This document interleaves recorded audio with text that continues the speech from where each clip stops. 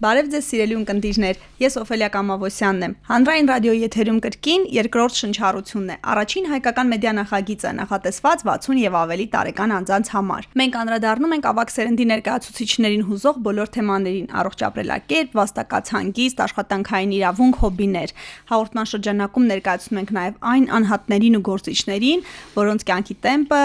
կարող օրինակ լինել բոլորիս համար, այնպես որ նորթափ եւ երկրորդ շնչառություն վերցրեք այսօրվա մեր հյուրը բացառիկ մի մարդ է, թույլ տվեք այդպես ասել, Լևոն Եպիսկոպոսյանը, գենետիկ, մարդաբան, կենսաբանական գիտությունների դոկտոր, պրոֆեսոր, բարի օր ձեզ, շատ շնորհակալ եմ, պատիվ եմ համարում, որ եկաք։ Բարև ձեզ, ես եմ շնորհակալ, որ համարեցիք իմ անձը համապատասխան ձեր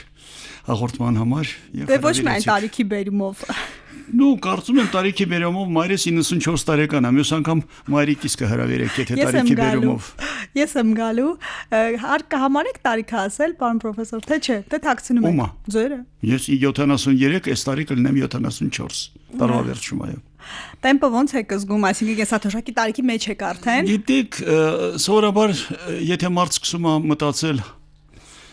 թե տեմպը ինչպես է զգում, թե չգիտեմ ծանր է բարձրանում աստիճաններով, թե թեթև է բարձրանում, արդեն նշանակում է, որ ուղեղը ծանրաբեռնված է։ Ուղեղը չպետք է շատ ծանրաբեռնված լինի հենց այդ հարցերով։ Ուղեղը պետք է ծանրաբեռնված լինի այն հարցերով, որոնք ուրախացնում են, որոնք թեթևացնում են եւ երջանկացնում են մարդուն։ Պետք է այդ ծանրացնող բոլոր մտքերը պետք է զերծ մնաս դրանցից։ Ձեզ ինչն է ուրախացնում, գործով եք ապրում, գործն է ոգևորում։ Գիտեք, կան մարդիկ, որոնք ասում են իմ առաջնայինությունը դա իմ աշխատանքն է, կարծում եմ այդ մարդիկ կամ ստում են կամ այդքան էլ երջանիկ չեն կյանքում։ Իհարկե կյանքում ամենաերջանկացնող մթնոլորտը դա ընտանեկան մթնոլորտն է։ Ինչ ուզում են ասեն, ինչպես ուզում են մեկնաբանեն, ես կարծում եմ, որ այն մարդիկ, ովքեր կտրված են ընտանիքից, չունեն հնարավորություն ավելի շատ շփվեն ընտանիքի անդամների հետ եւ հատկապես երբ որ դու արդեն տարիքը դառնում ես եւ ունես հնարավորություն շփվես արդեն ավելի երիտասարդ սերնդի հետ, ասենք թորնիկների հետ, դա լրիվ ուրիշ արդեն շունչ է քեզ հաղորդում։ Ես կարծում եմ, որ երջանիկ մարդիկ այն մարդիկ են, ովքեր կարողանում են անընդհատ երիտասարդների հետ շփվեն։ Եվ երիտասարդները դա չի նշանակում ինչ որ 17, 18, 20, 25, ոչ, նաև նորածին երեխաների հետ։ Դա էներգիա է քեզ հաղորդում։ Եվ ես դա գիտեմ որպես նաև մասնագետ գիտեմ, որ դու պետք է անընդհատ շփվես երիտասարդների հետ, որպեսզի քո էներգիան անսպառ լինի։ Թե չշփվելով, չգիտեմ, մեկուսանալով, քեզ առանձնացնելով, դա կյանքի ուղի չի։ Որակ չի տալիս կյանքին։ Ես հիշում եմ մեր կարող եմ ասել վերջին հանդիպումը հարցազրույցը 15-20 տարի առաջ շատ տպավորված էի ձեր գործունեության ոլորտով, ձեր բացահայտումներով, դուք արդեն մոտ 50 տարի ստացվում է գիտության մեջ եք։ Ավելին։ Հա, դե իմ հաշվարկներով, համեստ հաշվարկներով, ուզում եմ որ ասեք, թե կարմիր թելի պես ինչ եք, իհարկե շատ դժվար է մի նախադասությամբ կամ կարճ ասել, բայց կարմիր թելի պես ինչ եք տեսնում հայի նաև ինքնության մասով։ Գիտեք, գիտության մեջ մարդիկ սովորաբար աշխատում են երկու ձևով, կան գործընկերներ ունեմ, ովքեր սկսել են իրենց կուրսային աշխատանքը, դիպլոմային աշխատանքը շարունակելով նույն թեման, տեխնացականը, դոկտորականը եւ դրանից հետո նույն թեմայի շուրջ, այդպես ասած, պտտվում են, խորանում են, լայնացնում են, բայց նույն թեման ամնում։ Իրականում նույն թեման ամնում եւ դա կախված է մարդու խառնվածքի հետ։ Մարդ կա, որ իրոք շատ մեծ հաջողությունների է հասնում, շատ մեծ բացահայտումներ է անում, լինելով, աշխատելով նույն ոլորտում։ Ինձ մոտ դա այդպես երևի չի համապատասխանում իմ խառնվածքին, ես սիրում եմ, ասենք, տարբեր բաներով զբաղվել։ Պրպտել, փորել։ Նու երևի դա իմ գենետիկական կառուցվածքն է ինձ ստիպում, ուղղակի ոչ թե հաղորդում ստիպում, եւ այդ երևի դրա տակ այդ ճնշման տակ ես այսպես սկսում եմ մի քիչ ավելի լայն ձևով փորձել ինձ պահել, ավելի ընդարձակել իմ հետաքրքրությունները Եվ դրանով է պայմանավորված, որ ասենք իմ դիպլոմային աշխատանքը եղել է ինչ-որ մի թեմայով, տեխնացականը ուրիշ թեմայով, դոկտորականը մի այլ թեմայով, դոկտորականից հետո աշխատել եմ մի քիչ էլի շարունակելով դոկտորականի, բայց արդեն հեսա մոտ 25 տարի է, նույնիսկ մի քիչ ավել, որ արդեն մտել ենք այն մի նոր ասպարեզ իմ գործընկերների հետ միասին, որը հենց այդ ժամանակ էլ սկսվել է 90-ականների սկզբներին սկսվել է եւ ասեմ որ Հայաստանը փաստորեն այդ առաջնային այդ դիրքերում է ինչը վերաբերում է այսպես կոչված մոլեկուլային կամ գենետիկական մարդաբանությանը դա այն ոլորտն է, որը թույլ է տալիս վերականգնել ժողովրդի գենետիկական պատմությունը, վերհանել նրա արմատները, նրա, չգիտեմ, այդ տարբեր միգրացիաները եւ դա կատարվում է շատ ստույգ մեթոդներով, նորագույն մեթոդներով եւ այդ ասպարեզում մենք մեր տարածաշրջանում առաջինն ենք կարելի ասել մեր համեստ աշխատանքի շնորհիվ առաջինն ենք եւ դրանով ես կարող եմ եւ ուրախանալ եւ հպարտանալ։ Իհարկե։ Երբ մենք պայմանավորվում էինք, դուք ասացիք, որ դաշտային աշխատանքներ էլ ունեք, շատ զբաղված եք, հազիվ այս ժամանակը գտանք, դաշտային աշխատանքները որ ուղղությամբ են, ինչ եք ուսումնասիրում։ Նայեք, սովորաբար դաշտային աշխատանքների մասին որ խոսում ենք, դաշտային աշխատանքը կարող է եւ ունենա եւ երկրաբանը կարող է ունենա դաշտային աշխատանք, դաշտային աշխատանք ունի եւ հնագետը, եւ հնեաբանը ունի, եւ ազգագրագետը ունի, երբ որ նա գնում է, ասենք ինչ-որ հեքիաթներ է հավաքում, տարբեր բանահյուսության հետ կապված նյութ է հավաքում, դա էլ է դաշտային աշխատանք։ Մեր դաշտային աշխատանքը այսպես բառացի դաշտային աշխատանք է, քանի որ մենք աշխատում ենք եւ որպես հնագետ, որպես հնեաբան, այսինքն մեր աշխատանքը հնեաբանի աշխատանքը, հնաբանական աշխատանքը սկսվել է 25 տարի առաջ, երբ որ մենք վերաբացեցինք, վերսկսեցինք պեղումները հայտնի դա Ազոխի քարանձավներ։ Ազոխի քարանձավը, որտեղ մշակութային այդ շերտը 13 մետր խորություն ունի կամ ասենք բան ունի շարունակականություն ունի 13 մետր շարունակականությունը դա շատ հարուստ մեծ հարուստ այսպես նյութ է պարունակում եւ Ազոխի քարանձավը որը ցավոք ստիպված մենք թողեցինք հետո մենք անցանք սկսեցինք պեղել քարանձավ որը տարբերվում էր Ազոխի քարանձավից, չունենալով այդքան հարուստ շերտեր, բայց շատ մի բանով գերազանցում էր, ուրիշ բանով գերազանցում էր, քանի որ այնտեղ ԴՆԹ-ի պահպանվածությունը շատ ավելի բարձր մակարդակի էր եւ մեզ հաջողվեց այնտեղ հայտնաբերել ոչ միայն ոսկրանյութ, որ վերաբերում էր եւ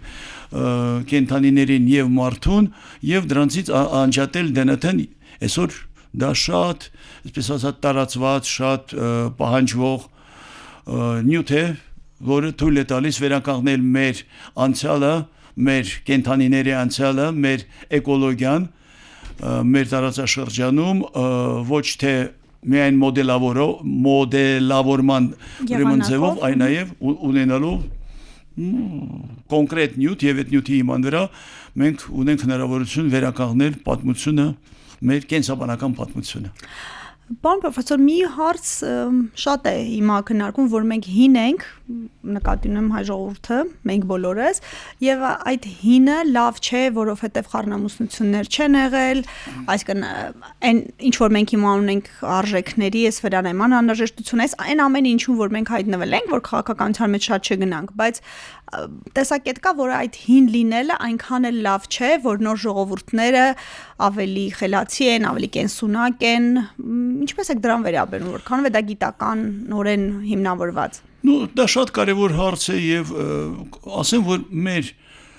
գենոֆոնդի համար, մեր ժողովրդի համար դա շատ լավ ուսումնասիրված է։ Վերջերս լույս տեսավ մեր էլի տենց շատ կարևոր արդյունքներից մի մասը, որը հրատարակվեց American Journal of Human Genetics առաջատար հանդեսներից է, որտեղ այդ հարցին պատասխանը, չեմ ասում լիարժեք այն արդեն սպառիչ պատասխան կա, բայց գիտության մեջ պետք է աստիճանաբար մոտենաս այդ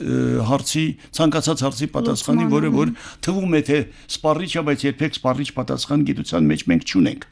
Այսինքն մենք մոտենում ենք դրան։ Պատասխանելով կոնկրետ ձեր հարցին ասեմ հետեւյալը, որ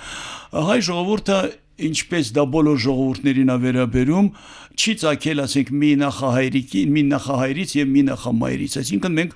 ինչպես բոլոր ժողովուրդները եւ մեր տարածաշրջանում եւ ընդհանրապես երկրագնդի վրա մենք ունենք բազմաթիվ նախնիներ եւ ժամանակին դա եղել է մոտավորապես 5-6000 տարի առաջ այդ բազմաթիվ նախնիները հավաքվել են միտեղ եւ տարբեր գործոնների ազդեցությամբ, ասենք, ընդհանուր մի հատ ուրեմն սահմանափակ տարածք է եղել, ընդհանուր լեզուն է եղել, ընդհանուր մեր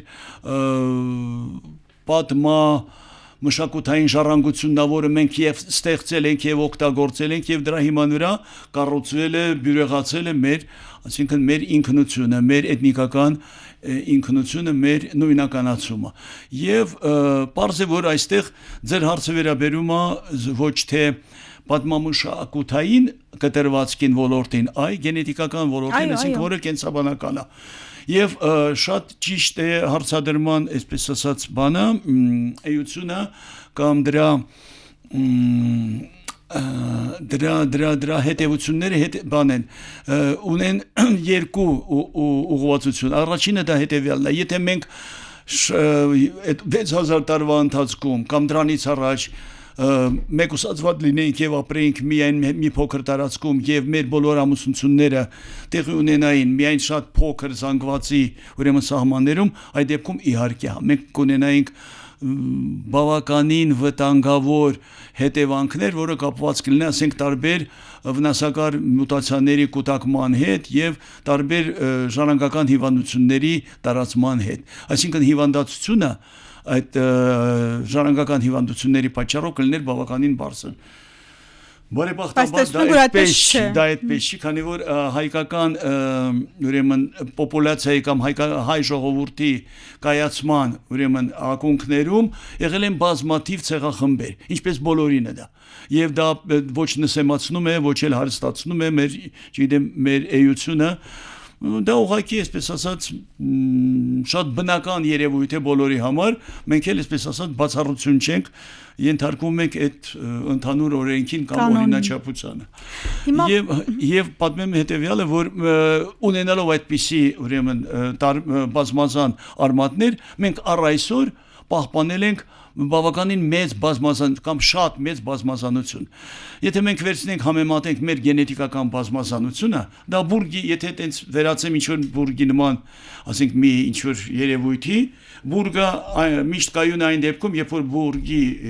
հիմքը շատ լայն է, շատ մեծ տարածք է գրավում։ Ինչքան բուրգը բարձր է, այնքան նրա հիմքը պետք է մեծ լինի, որպեսզի նա պետք է ուրեմն լինի կայուն։ Եվ մեր կայունությունը գենետիկական, կենսաբանական կայունությունը հետ պայմանավորված է մեր գենետիկական ընդգրկունությամբ ասենք, տարբերակների քանակով։ Մեր գենետիկական տարբերակների քանակը, ծավալը շատ մեծ է։ Մենք գերազանցում ենք մեր հարևան վրացիներին, դա այդպես է ստացվել, բայց համարյա չենք զիջում մի նոր ժողովրդի կամ ժողովրդի, որը որ ես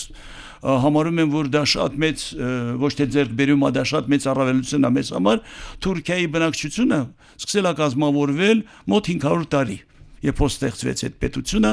եւ այդ կայսրությունը, եւ մենք համարյա չենք զիջում։ Պատկերացրեք, Թուրքիան, որը ներառել է իր մեջ բազմաթիվ ժողովուրդներ,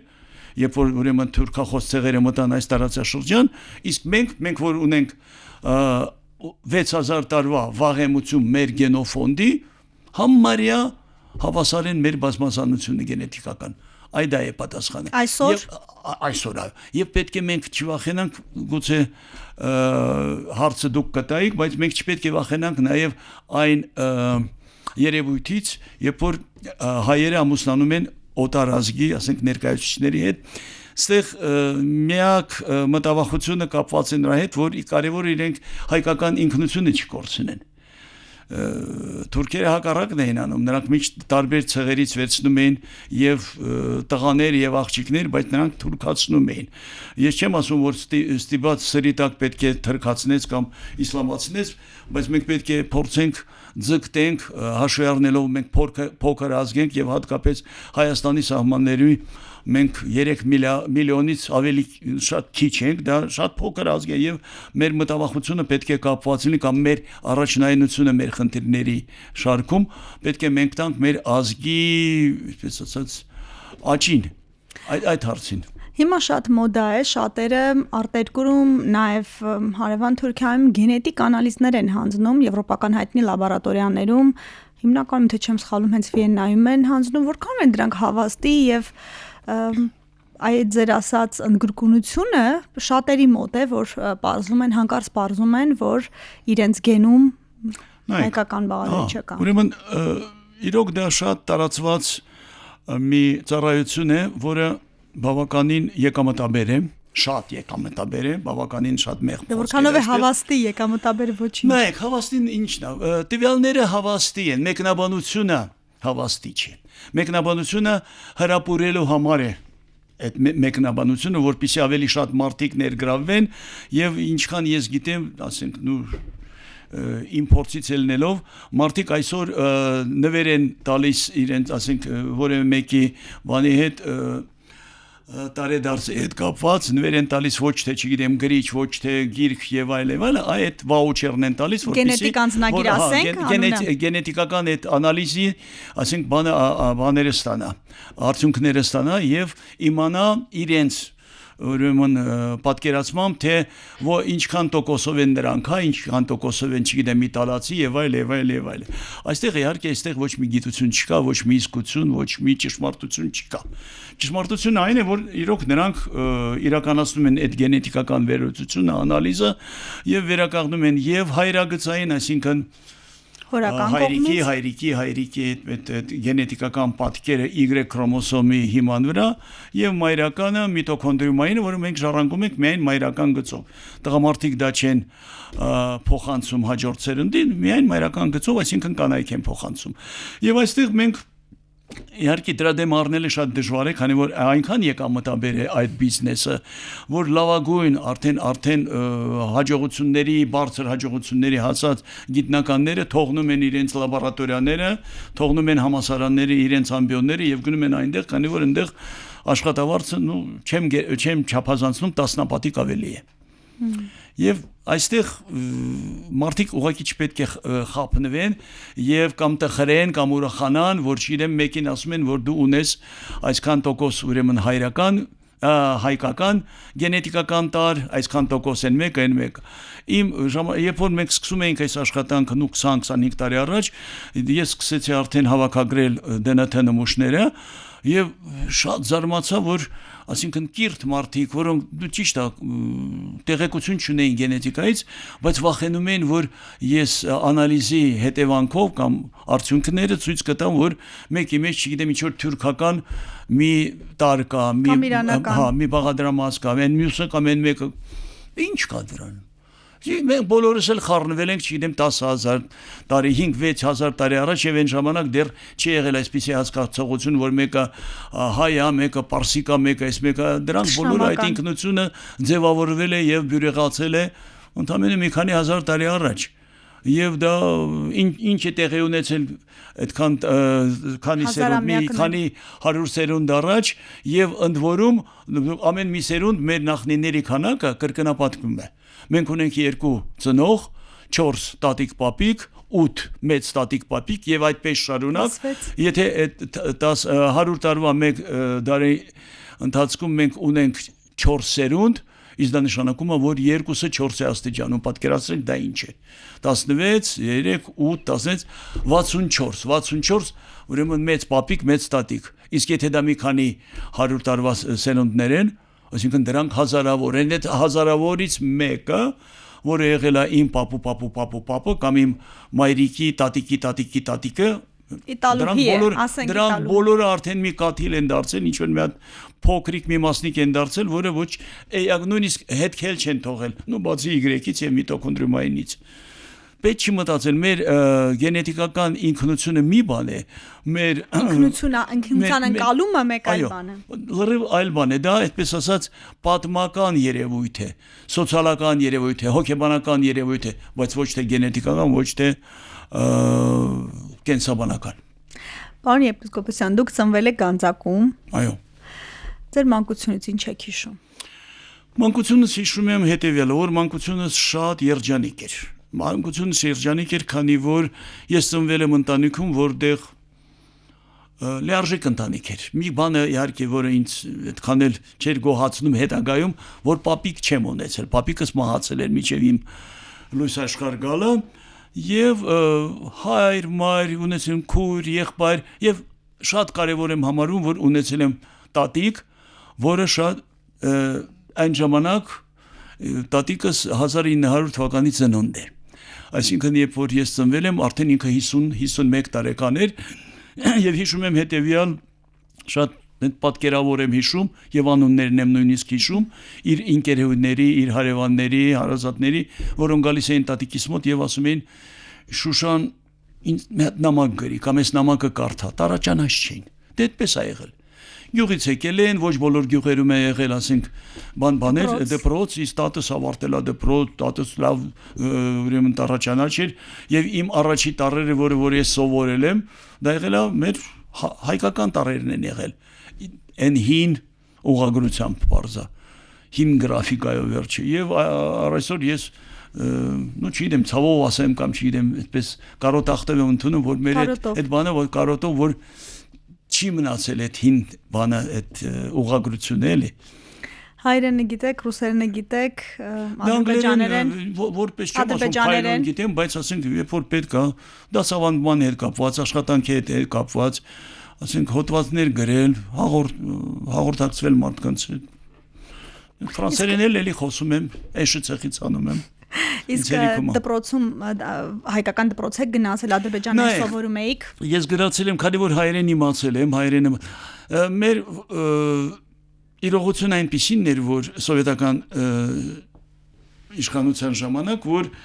հայկական դպրոցները Հայաստանից դուրս էին մնացել Հայաստանի իշխանության բանից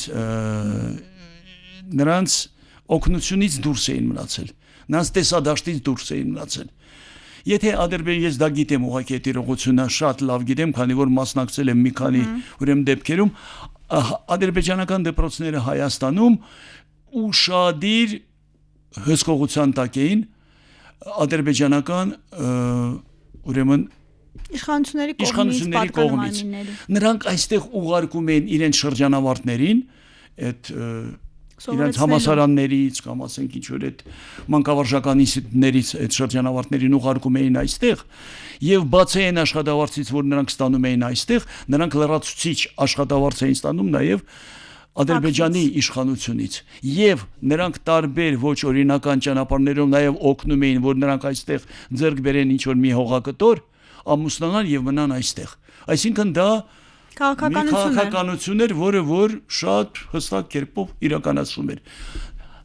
Լրիվ հակառակ պատկեր տեղի է ունեցել հայկական դպրոցների ուրեմն վերաբերյալ։ Նույնիսկ չենք ունեցել մասնագետներ, երիտասարդներ երբեք չեն եկել, պետք է ստեղ ավարտեին, չէ՞, այդ մանկավարժականները եւ գային այնտեղ, պետք է կրկնակի աշխատավարձ ստանային եւ ստեղ եւ այնտեղ եւ դասագրքերի հետ կապված։ Պարզավոր այդ պայմաններում իմ հայրս, որը հայկական դպրոց է ավարտել, ինքը որոշեց, լավ, հայերեն դու գիտես, մենք ապահովել ենք քո գրագիտությունը, գնա ռուսական դպրոց, բայց փառք Աստծո, չի խանգարել իմ հայրենի իմացությանը։ Քաղաքը, վերաբերմունքը ինչ եք հիշում, հաշվի առնելով հիմա այս շնամական իրողությունները։ Տարբեր բաներ իհարկե, քանի որ մենք մեծացել ենք հայկական թաղամասում, այդ հայկական թաղամասը եղել է մաքուր հայկական, այսինքն այնտեղ ամեն օր, ամենուրեք եւ ամենտեղ բոլոր անկյուններում հայկական հայերենն է հնչել, մեր բարբառը իհարկե։ Մենք շատ ենք ուրախացել, երբ գալիս էին ինչ-որ համույթներ էին գալիս, շատ ենք ուրախանում, երբ որ հայկական ինչ-որ ֆիլմ էին բերում, եւ նորից դժգոհությամբ պետք է ասեմ, որ դա շատ քիչ էր կատարվում։ Եթե այստեղ տարբեր երգչուհիներ էին գալի, երգիչներ էին գալիս Ադրբեջանից, եւ դա նորից խրախուսվում էր, նորից իշխանության կողմից, մեզ մոտ ես շատ քիչ եմ հիշում, ասենք մինչև 16 տարեկանի ես ապրել եմ անընդհատ Գանձակում եւ ես հիշում եմ ընդամենը մի 2-3 դեպք եմ հիշում, որ մի անգամ ինչ որ թատրոն եկավ, այսինքն մի կոլեկտիվ եկավ, որ ընդ որում ուշ եկան եւ բանը փակեր, հյուրանոց փակեր եւ այդ ամբողջ այդ բանը խումբը մնաց գիշերը համույթը մնաց մեր տանը։ Էլ ոնց մոռանաք։ Հա, դե շատ հետաքրքիր էր գիշերը 11-ին, 12-ին որ զանգա, այսինքն դե փարքասու հեռախոս կար, բայց դա լավ հիշողություն է եւ հիշում եմ որ այդ մարդիկ երբ որ ուրեմն իրենց բեմադրությունը որ իրականացրեցին, իրենց պետք էր ինչ-որ մի երեխա 3-4-5 տարեկան երեխա եւ ես մասնակցեցի, այսինքն ունեմ նաեւ դերասանական ինչ-որ փորձեր ունեմ, փորձառություն ունեմ Երբ դուրս դրանք շատ լավ բաներ են եւ կարեւորը հիշում եմ որ մի անգամ էլ կոմպոզիտորներ եկան ուրեմն Հայաստան նույնիսկ հիշում եմ ով էր եկել եւ մենք նրանց հետ շրջեցինք գնացինք տարբեր հայաբնակ ինչ որ բան կենտրոններ ոչ թե գյուղեր այ շրջաններ կենտրոններ եւ այնտեղ հանդիպումներ ունեցան այդ կոմպոզիտորները մենք էլ որպես ուրեմն երաժշտական դպրոցի սաներ գնում էինք եւ հայկական ինչ որ բան էինք նվագում դա շատ լավ հիշողություններ են, բայց նորից ասում եմ, մեր հայկական ուրեմն օջախները դրսում շատ վատ ձևով են խնամվել կամ ուշադրության տակ չեն եղել Հայաստանի իշխանության կողմից։ Չեմ կարծում եմ որ նույնը շարունակվում է այսօր, կարծում եմ, քանի որ լինելով ասենք տարբեր տեղերում, Ռուսաստանում, ես չեմ տեսնում այդ համապատասխան վերաբերմունքը, որ ուղարկվեն այստեղից մասնագետներ, այդ մասնագետները այնտեղ դասավանդեն, ինչու շատ հետաքրքիր բաներ մատուցեն, որպեսզի մարդիկ հրապուրվեն եւ ավելի ընդգրկվեն։ Երբ ձեր ընտանիքը դուրս եկավ Գանձակից արդեն։ Դե 89 թվականին։ Այսինքն այնտեղ մնացել են մայրս եղբայրս ընտանիքով 88 թվականին քանի որ արդեն սկսեց այդ բոլոր իրադարձությունները ավելի ակտիվ ձևով նրանք դուրս եկան ուղղաթիռով թե ինքնաթիռով չեմ հիշում ուղղաթիռով ոնց որ թե բերեցին այստեղ արդեն բարեկային ժամներ ստիպված ես չեմ կարողացել նույնիսկ գնամ օթակայան եւ նրանք եկել են հասել են Երևան եւ մի քանի օր հետո արդեն երկրաշարժներ այսինքն այդ բոլոր այդ իրադարձությունները մեկը մյուսին գլորելով ուրեմն հետևելով այդպես էր եւ եղբայրս մնաց այնտեղ որպեսզի կարողանա գոնե մեր ունեցվածքի ասենք ինչ որ մի մասը տեղափոխի գոնե ասենք ինչ որ մի ձևով կարողանա տունը վաճառի որպեսզի գա այստեղ ինչ որ մի բան էլ այստեղ գտնի որ դրսում չմնան մի մասին հաջողվել է մյուս մասին չի հաջողվել դա այդպես ասենք մեզ ինչ որ կիսով չափով հաջողվել է մեր ընտանիքին իմ հորեղբոր ընտանիքին դա չի հաջողվել եկել են այստեղ ասենք 20 տարի ավել երևի մնացել են հանրակացարանում են ապրել եւ այդպիսի օրինակներ շատ կա այսօր դա շարունակվում է արդեն Արցախի բնակչության հետ այսինքն մենք դա պետք է մտածենք միշտ պետք է մտածենք վատի մասին որպեսզի լավը տեղի ունենա այսինքն մենք երբեք չենք մտածել որ ամրապնդենք մեր հայկական օջախները դա չի եղել եւ ես տեսել եմ դա իմ այսպես ասած կաշվի վրա եմ տեսել եւ այսօր դա պետք է մենք անենք այդ հայկական օջախների որոնք այսօր կան եւ Սովծովեապին Կրասնոդարում կան Ռոստովում կան ամբողջ աշխարհում բայց այն օջախները որը շատ մոտ են այնտեղ աշխատանքը պետք է լինի շատ սերտ կապի միջոցով այստեղ գնալ գալը ինչ է ընդամենը 50 րոպե Թռիչկա 50 րոպե ոչ ավել կամ Վրաստանում հասկանում ձեր ասածը մեր հաղորդման հյուրերի մեջ ես այսպես ինքս ինձ վիճակագրություն եմ արել կենսաբանները երկարակյացների մեջ են դուք այստեղ օրինաչափություն տեսնում եք դուք երբևէ դրա շուրջ մտածել եք եւ ինչպես է ձեր առօրյան անցնում դուք ինձ ասեցիք չգիտեմ գաղտնիքի կարգով որ այնուամենայնիվ ամենառավոտ տնական օղին իմացած տեղից օգտագործում եք երևի նոր բան չեմ բացահայտի Գիտեք ինչ, գալիս է մի, ասենք ժամանակաշրջան, մի տարիք է գալիս, մի շեմ է գալիս, որ արդեն դու պետք է մի քիչ քեզ սահմանափակես։ Սահմանափակես, այսինքն սնունդը պետք է սահմանափակվի։ Ես ունեմ ընկերներ, որոնք, ասենք ինչ-որ այդ հարցում շատ փնթի են կարելի ասել, ուշադիր չեն, պետք է նրբանկատ լինես այդ հարցերում հատկապես այսինքն քիչ ուտես մարդ ասենք 40 տարեկանից հետո երբ որ արդեն օրգանիզմը արդեն չի աճում դու պետք է սահմանափակես դու պետք է ուտես այնքան կալորիաներ դու պետք է ուրեմն ներբեռնես, ինչքան դու ծախսում ես։ Այդպես պետք է լինի, թե չէ եթե դու ինչ որ ավելի շատ ես ներբեռնում, դու պարզաբար դու պետք է արդեն ավելորդ քաշը դա առաջի գործոնն է սրտանոթային հիվանդությունների նկատմամբ այո դա կարևոր դա է դա խմիչքի հետ կապված ես չեմ ասում դու չպետք է խմես ես շատ եմ սիրում լավ գինին բայց ասենք շատ երկու գավաթ երեք հա կա ասենք կա մի սովորություն որը ես երկար տարիներ արդեն հետևում եմ դրան ես ունեի աղիների հետ կապված մի ոչ շատ դուրեկան ինչ-որ բան ոչ դուրեկան լավ մի դենց երևույթներ, որոնք ոչ ակադեմիկոսներ, ոչ, չգիտեմ, պրոֆեսորներ չստանձնեցին բուժել եւ ասեցին հետդ պետք է տանես